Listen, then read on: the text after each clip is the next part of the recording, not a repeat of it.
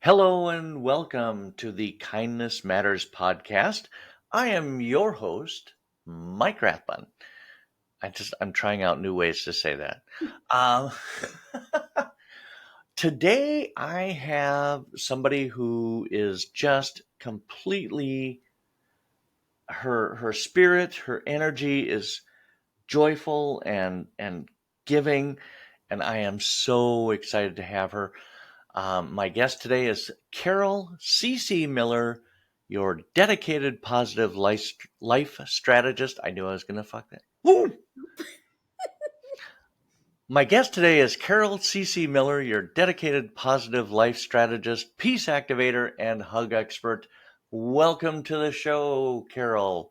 Thanks, Mike. It's nice to be here. I see I have some editing to do already. Just started. Hey, Um, life is so about editing, so where did the CC come from? it's just a nickname. I had friends who had little kids who could not say Carol, and then it Oh, turned into Cece. And Carol Miller is such a common name. In order to find me online, using my nickname was helpful. yes, very helpful. And a lot of people do find you online, don't they? I hope so. Yeah. Just judging from your kudos section of your website, it looks like a lot of people help you. So now do you consider yourself a life coach? Yeah. Okay. But you're so much more than that. I wear many hats. Yes. You do wear many hats and they all look fabulous on you. Um, so you're a coach and you do one-on-one coaching, but you also do public speaking and I group do. coaching. Mhm. I would say mostly it's about creating some positive thought for people to absorb and to try out. One thing that I do like people, especially for people who don't know me, is to know I am not an absolutist. So even though my values are love, kindness, compassion, peace, I am not any of those 100% of the time. They are what I value, so I am those the majority of the time. But when you hear people say, I'm always kind or I'm always positive, I am not, and it's my life's work. So it's just something to think about. Well, anytime I've talked to you, you have been all of those things. So in my mind, my perception is, but you've spent a great deal of your life promoting this positive energy. Yes. Where does that come from? I think when I first really got into it, it was purely what maybe people like label today as toxic positivity. And it Oh, was really about not thinking about, we all face challenges in our lives. So it's really about, for me, moving through those challenges, embracing our celebrations with focusing on it from a positive, grateful, appreciative frame of mind. As I mentioned, I'm not an absolutist on that. So I still get mad, I still get frustrated, and I still get disappointed. But those feelings don't feel good to me. So I feel what I need to feel and then move forward to feeling better. right. Because we're all going to fall into that at some point Yeah. or another. And I mean, we're And they're not only wrong human, right? emotions. Yeah. Well, and they're not wrong emotions. It's just how much time and energy do you want to give them? Right. Because anger, sorrow, grief, they all have their place in our Right. lives, but we want to limit the amount of time that we give them. Right. And we Perfect. want to channel them into what we do want rather than focusing on what we don't want when we're in that place of anger. Yeah, absolutely. You're also, according to everything I've read, a fantastic hugger. I am. I have not always been, but it has been a big passion of mine since 2008. There's actually scientific studies that talk about the benefits Yeah. of a hug, aren't there? Yes. It's an oxycontin release. It definitely helps you feel safe and secure. Again, I like to mention like healthy hugs because certainly people can not do healthy hugs, but the majority of them are that, and that's what I've been doing since 2008 is offering free hugs. And for me, it's just a way to let people know that they're seen and that they matter. Because I'm a big believer that if you feel seen and heard in this world, you're far less likely to harm yourself or others. Perfect.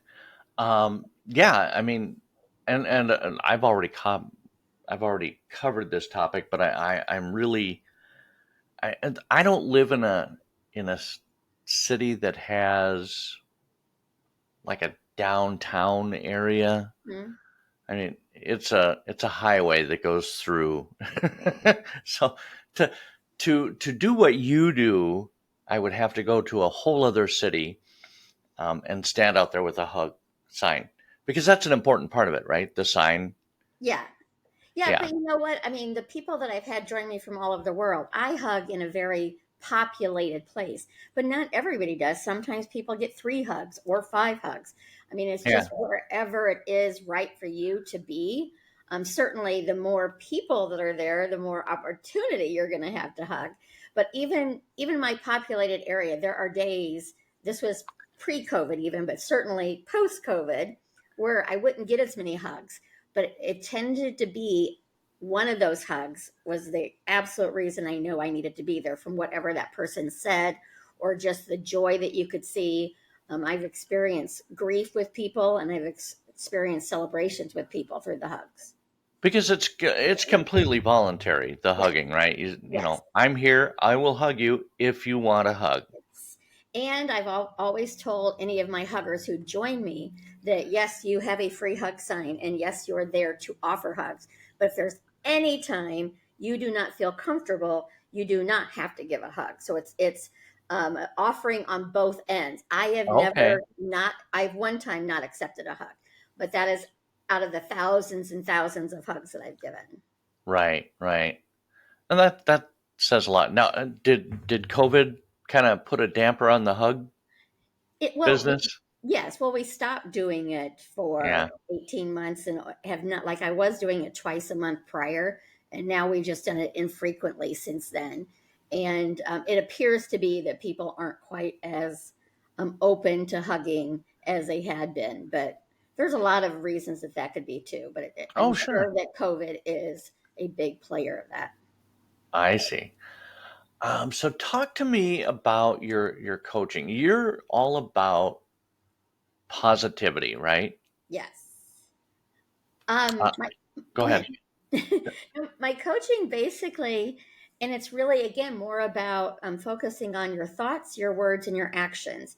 If you're wanting to live a ABC life, and we all have different things that we aspire to, and yet let's say we're aspiring to live in a country cabin, and all we're talking about is how much we hate wherever we are, or hating the steps to get there. We're again, and it's so easy to focus on what we don't want when the don't want is right in front of us. So it takes a little bit more effort to, are my thoughts and my words and my actions aligned to what I want in my life? Are they holding me back from what I want in my life?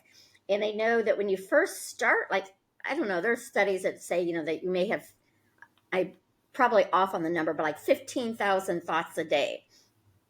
So when you're first paying attention, I mean, you're not going to catch every single thought, and you're going to really be surprised how many negative thoughts you have. And many of them are very subtle. But I tell any of my clients, I'm like, for the first week, just pay attention to what you're saying. Not yay me, horrible me, just pay attention. Because when you catch those thoughts, the good ones, then you can keep going. When you catch the ones that are less than good or holding you back, you can shift because you're aware of it. When you're Right. aware, you're in the driver's seat. When you're not aware, life is living you. You are not living life. I love that. I could put that on my wall. Okay. When you're aware, yeah. And has this always been CC Miller? Or was there something that kind of led you to where you're at now? I've always been a positive person, but I would say in the past, I was definitely more of that life is good, just be happy person. And the more that I stepped into the work I do, and the more that I experience life, It really is like there's a gamut of life. I'm sure you know people, and your listeners know people that have had horribly tragic things happen to them, and yet they still see the good in the world. And then other people who have had smaller things happen to them, and the world is out to get them. So I Right. just find our psyche as a human interesting to know, how does one lose almost their entire family and figure out a way to not only still live but actually find happiness with the remaining years, and somebody else is all about life is out to get them. And so it's really, for me, it's about taking control of what I have control over, and not taking control over the things I don't have control over. I feel a serenity prayer reference coming. And but it's true. I mean, and I used to harp on my kids all the time about that, Is it within your control to change? No. Then don't worry about it, you know. Um and just that whole mindset, and we could change so much. I started this podcast after a really, do I want to use the word toxic? Maybe. Sure, there's toxic things. Um, and if you have heard this before, you can go ahead and skip ahead. But I used to do a podcast about current events, and I started it at the end of 2020. And I was in it, Carol. I was just up to here Yeah. in all of the news of the day because I wanted to do topical stories, Mhm. policing in the age of George Floyd, and masks, and why is Christian nationalism bad? Is it bad? And towards the end of 2021, I was just like, I was always angry. I was always sad. I was always all of these negative emotions. I could have used you back then. Where were you back then, Carol? I was here in Chicago, Mike. Here in Chicago. Uh, Quick train ride away from St. Paul. I actually did that one time. But I think that that's the important thing to think of, because I'm very much um, a person who focuses on the marginalized communities and wants justice for humanity and things like that. But I think it's easy, especially if you're not into this work, to see the complexities of the world and just shut down.